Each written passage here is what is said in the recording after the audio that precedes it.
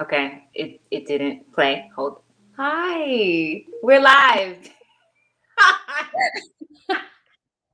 Hi, Chloe, let's everyone. have your countdown. I did all of that, and Anushka does not have a countdown. You know It's what? okay. That's okay. You know what? We're gonna give Anushka a countdown. Hold on, guys.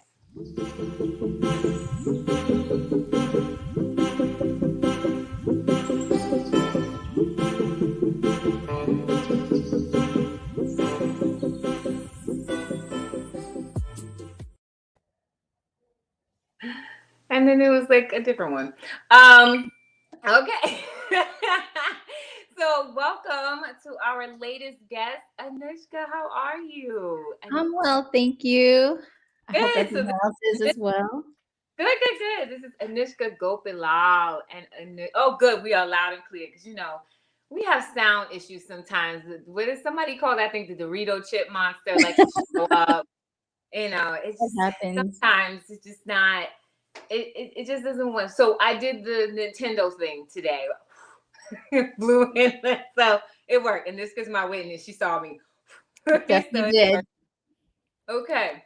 So welcome everyone. Give thanks for showing up. We have Anushka Gopilall with us. Yay! So Yay. Anushka is actually like our fourth member of our True Health Live podcast. So we've now interviewed all the True Health Live folks. Yes. Yay! Yes. So we do have like a list of questions, but before we even get into the questions, I would like to ask you. Well, actually, it is the first question. So it's always like, what do you do? What is your profession? And what I specifically want to go over is like, can you explain to the viewers what a social impact entrepreneur is? Sure. So, a social impact entrepreneur is someone who has activities or events, anything along the lines to fit the well being of a community and individuals. And so, the work really is to make change in that body, social change, actually. For the good, for the greater good, rather that be in healthcare or just the overall well being. Thank you very much for explaining that. So, can you give us? So, we actually met like as colleagues, like doing like the same work. So, you are like a public health professional in that field. Like, we met like doing work, doing Right. work together. So, tell us a little bit about like what you do now and like some of the projects that you're working on because you were like kind of like fingers in everything. Right, across the board. Well, first, I like to start with who I am versus what I do. And I think that just goes without saying because a lot of times that's a question that we get. What do you do? So, and people forget to say who they are. And for me, I always start off with I am a phenomenal woman because indeed I am. I am a mother, a sister, a friend, a partner, in all the things. I have over 20 years of experience in the healthcare industry, and now I am in public health. But with being in public health and social impact, there are many different subcategories. So I touch on mental health, I touch on advocacy, and all that, and community. So the main three is advocacy, mental health, and community, because they all tie in and they all feed off of each other. I am currently with Columbia University. I recently was with the Cancer Center working for the Office of Community Outreach and Engagement, where I led our efforts for Harlem, for the community of Harlem, bringing cancer awareness and risk reduction and prevention to the people of the community, and then also working on partnership development and strategic expansion. During the time I was with the Cancer Center, I met Deidre. We worked on projects together, and she just kind of blew me away. And I was like, you know what? I need to get to know her and figure out ways we can work together. And she and I actually just had a conversation. And then maybe a month later, the podcast conversation came up. And I say that to say that now I am actually with an organization that I adore, and I came across them with the work I did with Columbia, and that's the Tiger Lily Foundation. I am the program manager for the National Angel Advocacy Program there. And I love this program, and I love the people, I love the women that we touch, because I get to be an advocate and lead the way and kind of make programming for women of color from the ages of 21 to 50 to be advocates not only for themselves but also for their families and their communities. And Mhm. really, it is a each one teach one model. And so with all of that, I get to represent women that look like me and sound like me, have similar stories like myself. We touch on DE and I initiatives as well, because we want to create an inclusive and diverse community and atmosphere for those that we're serving. Um, and I'm also sorry, explain to everybody what DEI is, because like diversity, me, equity, and inclusion. like, I know there's a lot. I'm like, no, wait. Tell them what Yeah. it means. Yeah, so DE&I is diversity, equity, and inclusion. We want to make sure we encompass those three pillars in everything that we do, to make sure that we have all of those things in the work we're doing and in the way we show up and we serve the community at large, and also keeping mental health and emotional health in there as well. As I said, like all of these things engage with each other, they intertwine, and they're all a valid piece as to the work that we're doing. Because you when you think of healthcare and you think of public health, it's not just like the physical health, it's the mental health, the emotional health that all ties into someone's overall well-being, and as Yeah. individuals and as communities. Yeah. Thank you so much for that. Okay. So first we got, you are Anushka Gopilall, right? And so what you do is a few things. So you're working with Columbia University on one of their initiatives in the I wanted to say medical, but it's not. It's like the Department of Medicine. Yes, so I am shifting into the Department of Right. Medicine. In my head, I'm like, no, she's with me. And I wanted to say it all my, no, she's with me. Yes, and it's actually, I started off just being an advisory board member, sharing my perspective and input and expertise on the project itself. I won't go too much into it because we're still in, we're fleshing things Yeah. out. But the Mhm. piece that I'm working on is going to be more so research, and the overall is it's going to be an app, very user patient friendly, that's really bridging the gap between mental health and cancer patients and how to navigate through the healthcare system. Right. So it's going to be awesome. And I can share more of that with you later, either on the podcast or we can come Yeah. back and do a part Yeah. two, Yeah. and Part two. really tell everybody about this program. Okay, that's awesome. And you're doing work with the Tiger Lily Foundation on their Angels Project. And that's like a Yes. one teach one model. And that's helping women of color who have been exposed to, who have been diagnosed with breast cancer, and like a teaching model in the community. Correct. So, and the women are affected either by being diagnosed themselves, or being touched by breast cancer in some form. Right. So you can be, a caregiver, or you could just be very passionate about the topic, about the Hmm. disease, and want to share the knowledge and educate the community. Yeah. And what's like a big takeaway from that? Like, we had a conversation on the podcast recently about breasts, and the importance of like really checking them out. It's an important part of women's health. And, we talked about mammograms and things like that. What about, people who are affected by it? There's an answer I'm looking for, but I want you to talk about like why it's important for people to know about like breast cancer, even if it's not something that runs in your family, but like why we should know about these things, like especially when it comes to DEI. Well, as we know, people, women of color, specifically Black and African American women, are least likely to get diagnosed Right. and at the appropriate time, because we get diagnosed later on, and by the time we get diagnosed, we're at the latest stages, and Yeah. we are the ones that are dying at the highest point, like Yeah. we're the high risk patients.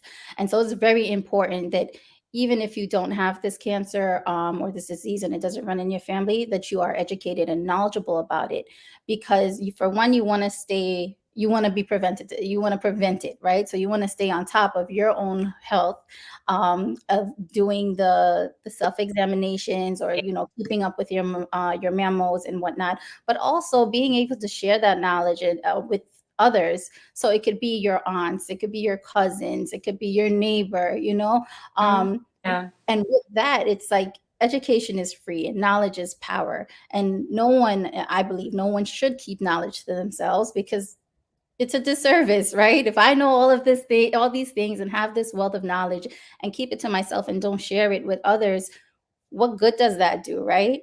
Right. And so that's why it's very important to know about breast cancer and educate Yeah. yourself and ask questions as much as you can, whether it be to your provider or to, if you have professors in your life or people working in this field. Ask questions and get to know more. Do your research. The more you know, the better, and share everything that you learn. Yeah. Fact check, though. Make sure you fact check. Right. Right. Don't just splurge out things. Make sure they're accurate. And if you are uncertain, there's always someone that can help you and find the You answers. do your research. I think you said something really key, like, what's the good of knowledge if it's just kind of kept inside? Like Right. it just then becomes just information that you have, and it becomes corrupted. Because like when you share your knowledge, you're able to exhibit, right? And do and act in and be active in what you know. And we also know that as time evolves, things change. So like, that knowledge changes and shifts and grows with you. So if you're just holding on and like sitting on to something, then it's just gonna sit there and stagnate and be old. And then by the time you decide to say something, it's like, you still on that? We passed that. We on something new, right? So Right. you have to activate, you have to manifest that into wisdom. So that's really key. I'm Absolutely. gonna just like pop over to the chat real quick because they in there cutting up. So but I want to acknowledge that real Go quick. ahead. So Bring it on. oh, peace, everyone. Peace, Emma Precious. Peace, Brother Antonio Smith. Rihanna G. Oh, it's nice to see you. It's a new name, but welcome. Peace, Sovereign Eads. Peace, Sister Kashia. And Sham the Joy. Peace, peace, peace, all. So, as always, we'll have like a good old time and ask questions as we go along. We had a very interesting start. It's like, oh, we live. So I As might always, it's like never a bored moment. I know. I have to like maybe go back and edit that video. Like that don't look like Anushka. People gonna be like, "Well, who's that man?" Right. Like, that's not her. Like, that's not her. The first one was her. Well, who they gonna have another person? So I'm gonna go back and edit that. Um. So what? So you did talk about like what you're doing now and like the projects that you're working on. So that like really covers like when we talk about like the area of health that you cover.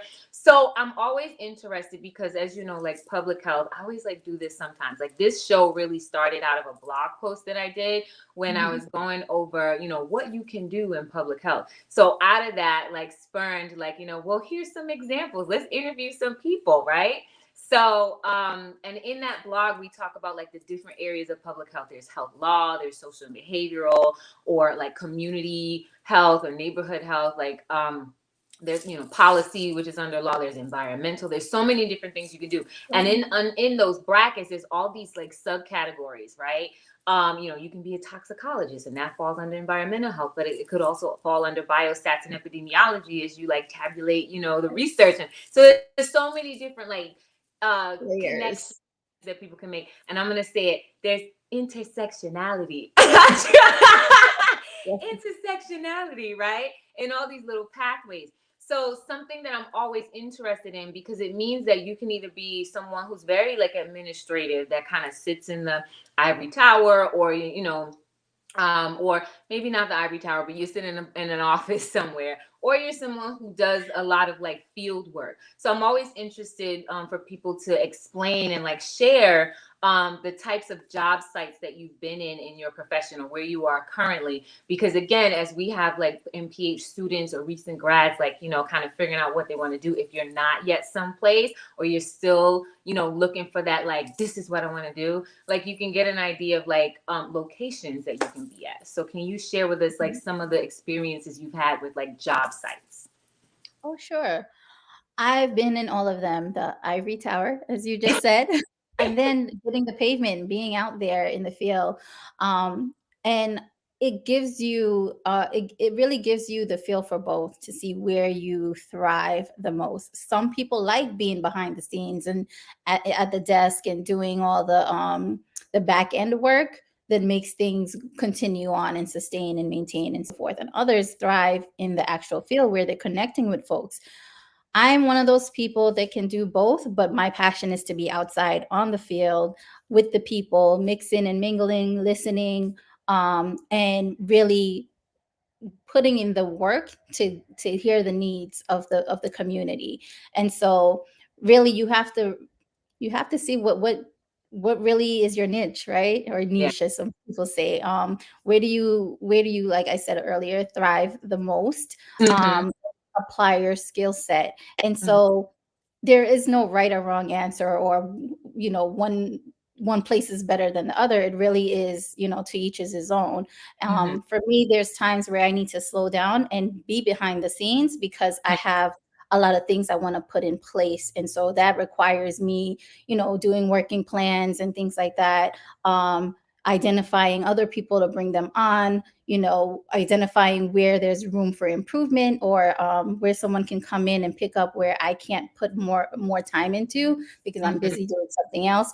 So I really have to decipher like where is best for me in the work that I'm doing. And then there's times where it's like I have somebody taking care of the back end. I need to be out in the public, having conversations, taking these meetings, really sitting down and talking with other organizational leaders that can help me help push this program forward, that we can help each other actually. So I'm coming in from representing my organization, and they're representing theirs, and how do we join forces to serve the public, right? Yeah.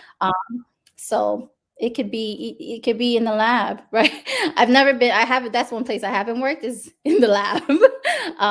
That's not my expertise, but I've been in offices, I've been in fields, I've been in the field working with the people one-on-one or in Mm-hmm. group settings. So that's where I thrive. Yeah. I don't think I've been, have I been, I don't think I've been in a lab either. It's pretty much been like out in the streets, Right, we're talking in to the people pavement. at all levels, community members to like politicians and like the whole Exactly. hour. And actually like it's like a combination of all those things like right now. Like it's just a combination. Like it's just gonna be stuff that happens. Um Right. and you And know, I and just I wanted to go ahead, go sorry. ahead. And It's I just want to say, and when you show up in these spaces, rather it be in the office or be, in the streets, uh, mm-hmm. and working with the community and folks, Yeah. show up as your authentic selves. But Mhm. because believe it or not, people want to hear your story and how you relate to the work that you're doing. Yeah. You have to gain that trust, because Yeah. trust is a big thing. I'm not going to listen to someone that I don't trust. You can talk my ear from now to kingdom come, and I'm like, okay. And I'll walk away, and none of that will resonate with me. Right.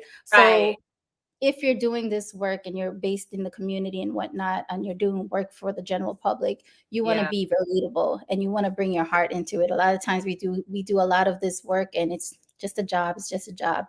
I Yeah. find that people that do it with compassion and Mhm. from the heart, the work shows without you even saying anything. You can just Mhm. show up, and Yeah. it's energy, right? It's energy that people feel, and then it just opens up doors and it opens up conversations, which then leads to a lot more of change, right? Yeah. I think that trust factor is big, like, because we see now, like, there's trust is missing, right? In a lot of spaces. We won't even get into where, but we see it on television every day, especially when it comes to like public health. And the reason is like there's a lack of trust. And so like there has to be this buildup of public trust, in order for Mhm. things to move smoothly. So I'm glad that you brought that up. Peace, Chief Yuya. Thank you for joining us. Right, willing your day is full of stability and conviction of purpose. That was to you, Madam Kashia, but I'm sure you read it. This is not. You don't need me. I'm not hooked on mine. Sometimes I'm reading before I get to the end. So, question for you, Anushka. So this is part of that, like, making, like, what you just talked about, like your story being relatable. So what I like to find out is like, how did you get here? So like, what was your path to becoming a social impact entrepreneur and a public health professional? Like what was the career path? Like, you can start from like, well, when I was little, I really wanted to start from undergrad. Like, what is your story? Absolutely. And I'll be totally transparent with everyone. It was job security that got me into the healthcare field. And I was a young mom, had my daughter at 20 years old. And for me, it was I need to be in a job or a position and take on a role that I have job security because I have a young person to take care of. I have a little baby. And so that's what started me with just getting into this field. And I started off as a technician working in pediatrics. And then I started to like it. And I was like, okay. So I went from like pediatrics to OBGYN to cytopathology, infectious disease, and primary I care. saw that and I stepped in the I You're like, didn't. side I up don't know. I was just like, listen, I'm not that person. I I'll run a practice and then I'll run, hospital floors and all that stuff, but I don't want to be in anybody's lab. Chemistry wasn't my thing. I don't know. It's crazy because science wasn't always my yeah. favorite, but look at what field I'm in. I'm But that everybody in public health, there's always that one piece like, yeah, that's not for me. Get numbers, not my favorite. Not my favorite. I am a numbers person. I'm great at math. I have an eyesight at that. But so yeah, as I was doing this work and working hands on with patients and being behind the scenes in the practices and running practices and things like that, I noticed a few things. When I was in front end, especially OBGYN, let me tell you, if you could work in OBGYN, you can work anywhere because I, I, I I built my backbone there when it came to dealing with the patients. But loved it. I loved it because it challenged me. It grew me as a professional and it really opened up my perspective as to Yeah. what I wanted to then do. So my passion was born in OBGYN. And I say that because I realized that all my foreign patients, all my patients of color would only come to me. It was like 10 other people that they could go to, but they would not. And I used to think like, why though? Right? You guys, there's a long line waiting for me. But that was because they saw a familiar face. They saw someone who looked like them, who talked like them. And I would have affirmations, because you never know what these women are coming in for. And so I would Yeah. have affirmations around. I believe in uplifting people even in their darkest moments. And so what better place to do it than there? And I was the first person they would see. And that just sparked things in me because I'm like, well, why didn't they go to my colleagues, my Caucasian colleagues? And they would prefer standing on this 10-minute line and wait. And it dawned on me that was because of the way I treated them, the understanding between us, me understanding their needs and understanding the language they spoke, not necessarily meaning they didn't speak English, but the dialogue, right? So and understanding how like their schedules work and the culture of their households and things like that. And so it led me to think, we need some more change in practices in healthcare. Like, how do we grant access? How do things become more equitable for these patients who have all these different cultural barriers or language barriers? And also, I also witnessed like doctors turn people away, and it was always people of color. That did not sit well with me, and because of that, I said, you know what, I want to make change, and decided to go into policy. And Right. so I left Albany. At this time, I was in Albany. I left Albany and I got an opportunity at NYU and then moved on to the New York Academy of Medicine. And I managed our health policy and program department there. There, I was able to really spread my wings. And as I was doing this work and seeing the change and helping, our elder New Yorkers and really doing the work behind the scenes when it comes to policy, I ended up engaging in the community piece, which took off. And as that happened, and I got more into the Harlem community and doing a lot of community organizing, outreach, and engagement, I was like, you know what, this is what I want to do. I want to be with the people. I want to have my ear in the Mhm. midst of everything. I want to have those one-on-one conversations and really get to the root of why people feel the way they feel, or what's keeping you from, going to the doctor, getting your annuals, what's happening here. And once I honed in on that, that was it. Mhm. That's what made me be able to be present and be where I'm at, and really look at all these different avenues as to where I can take not only my career, but take the work with me and amplify it and enhance it in a way where it touches back, the community Yeah. itself. Yeah, I think you just brought up a good point. It's that fear. That's what's keeping them, the fear and the trust. Like they're kind of intertwined when it gets there. So we have a question in the chat from Precious Stephanie. We appreciate your authenticity, Anushka. How would you advise someone transitioning from seeking a job to mastering a career? That's a good question. You have to really look deep within. I think you have to be able to step back, or be still, I should say. Be still and realize the things that really are driving you to do what you do. Because in a job, it's like you have the mentality, oh, it's a 9 to 5. I'm going to go do what I have to do and get this paycheck and keep it moving, right? But when you're in a career that is passion driven, it's so different, because Hmm. there's times I forget I get paid. I forget that I'm getting paid because I'm so busy doing the work, and the reward comes from seeing the faces of the people that I'm helping, and getting notes or emails saying, you know what, thank you so much for, X, Y, and Z, or saying to me, I got my first memo and I'm 50 years old. Hmm. Right? And like, this talk we had made a humongous difference, Yeah. so really you have to dig a little deep and listen, in the stillness, to see what it is that your heart is telling you to do. And you'll feel it too, because when you're doing a 9 to 5 and it's all about cutting the paycheck, getting the paycheck, you feel a particular, it's just like whatever there. And I say feeling, but really it's no feeling, it's just like robotic. But when you're moving in passion and purpose, that you feel, there's times that I when I'm laying my head down at night, I always say I have to be content with the decisions I made, right, and Mm. the things I did that day. And for me, I'm Yeah. content in my career, because I'm not doing what someone else wants me to do. Even if I have an employer, I'm the work, you're paying me to do what I love to do. So either way, it's a win for me, Yeah. right? I love to do this. I'm connecting with my people. I am creating access to health care, and looking at like health justice and health equity, being able to bridge the gaps that are necessary, and literally shattering glass ceilings to make a way for our people. And so really, you got to follow your heart. And Yeah. something will go off and tell you, like, your instincts tell you, like, you know what, I like this. I want to do this, and this feels good. It makes you feel good.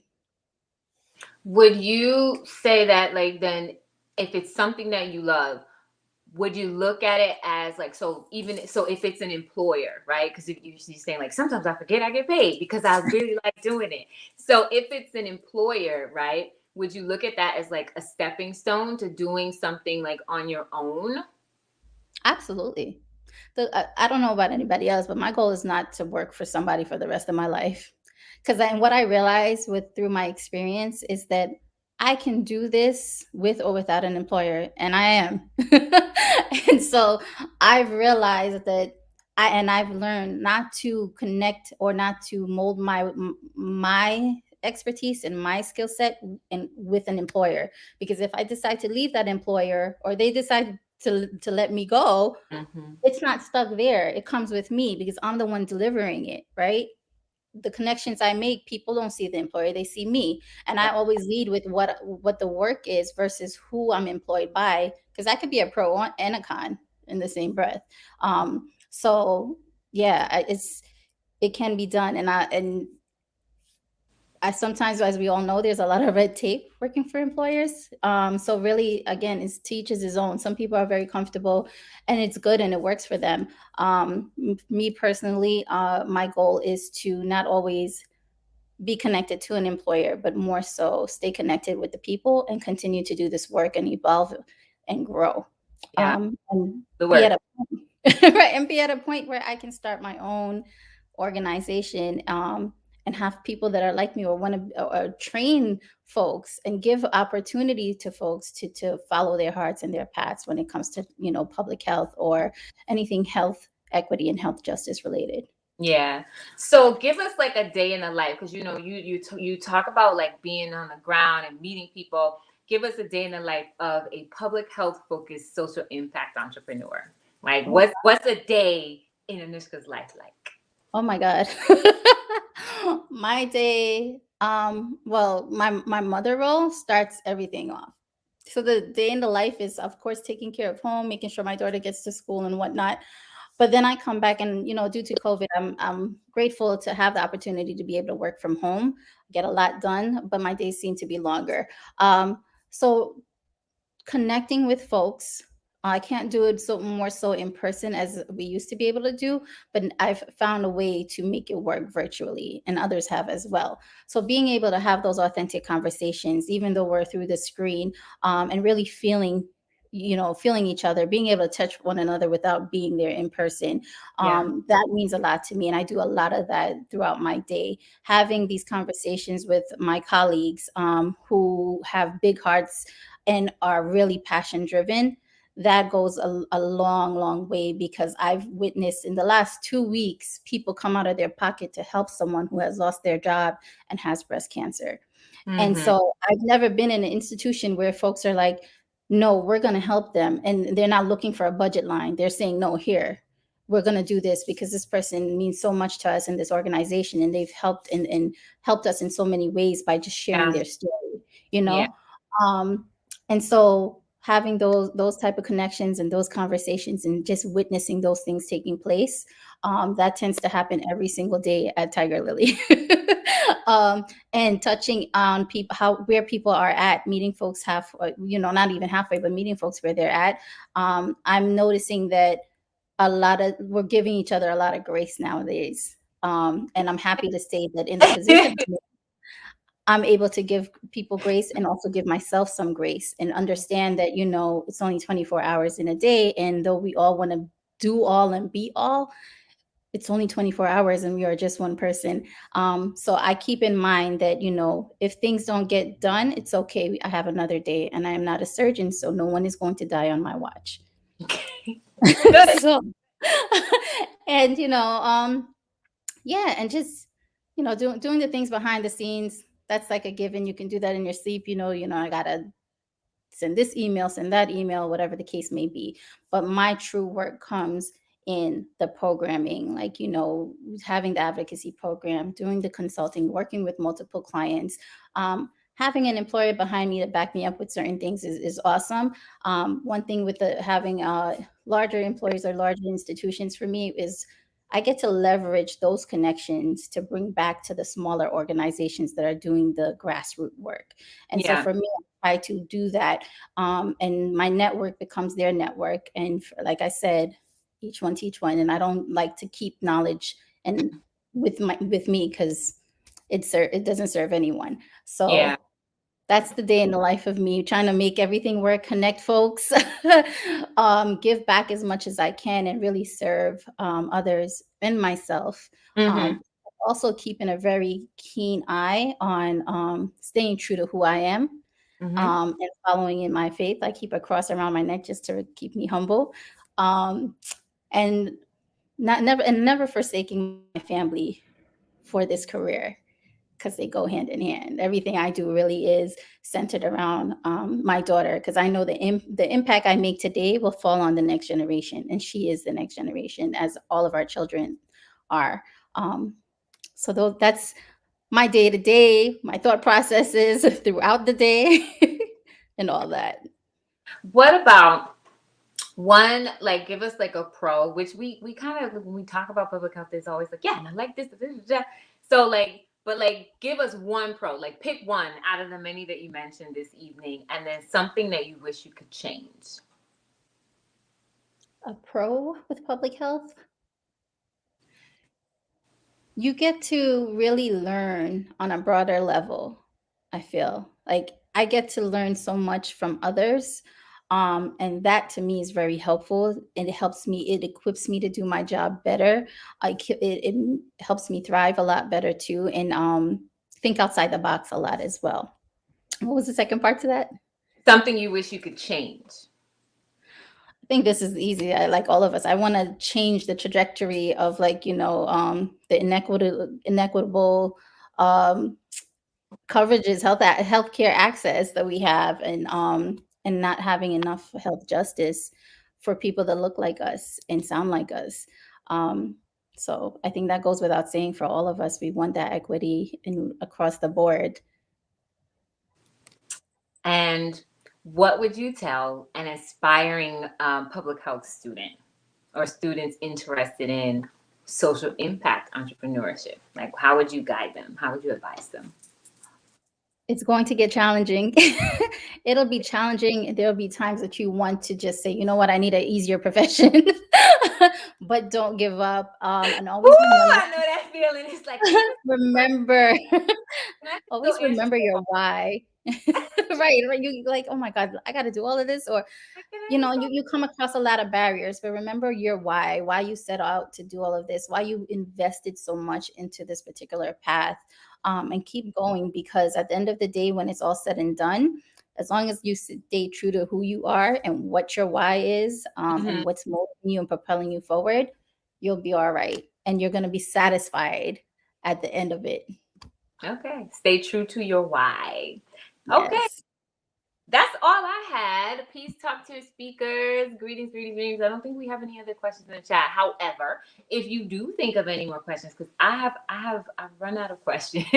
But if you do think of any more questions for Anushka, her LinkedIn profile is in the description box. Make sure you subscribe below and hit the little bell. The bell is down. It's over there. Hit the little bell to get so that you get a notification whenever we do new videos. And as always, if you have someone you'd like to see on, you can suggest them either by DM. You can email me at djusoli@gmail.com. You can DM any of the social media accounts that are listed below, and let us know, or put it in the comments. Let us know who you'd like to see, and we'll definitely try to get them on the show, or someone in that same career path. Thank you, everyone, for joining. Thank you so much, Anushka, for joining us and starting Thank you off for our having November me. lineup. It was great having you, and explaining, how a person can take, their career and basically chart their own path. Because, like, that's really what, at least I got out of this conversation, and willingly, like, all of the viewers so far and anybody watching this after is really getting that. Like, especially like talking about, like, I'm not going to be underneath someone else's paradigm forever. Like, I'm doing this to, like, as, for my own, edification, and eventually, like, it'll be something that I start. So it's like that, cutting out your own course. I think that's really amazing. So peace, peace, peace, everyone. Thank you, Anushka, for joining us, and join Thank us you for next week. having me. Yes, we have a special guest. It's going to be story time. So, we're going to be talking about oral health. So I was able to get some folks from a dentist's office.